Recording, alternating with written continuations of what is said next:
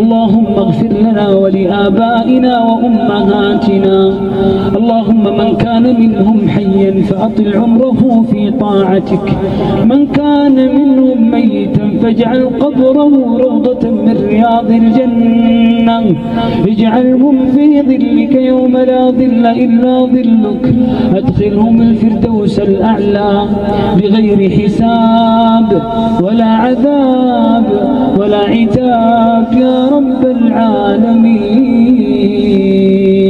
وصل اللهم وسلم على سيدنا ونبينا محمد وعلى آله وصحبه أجمعين.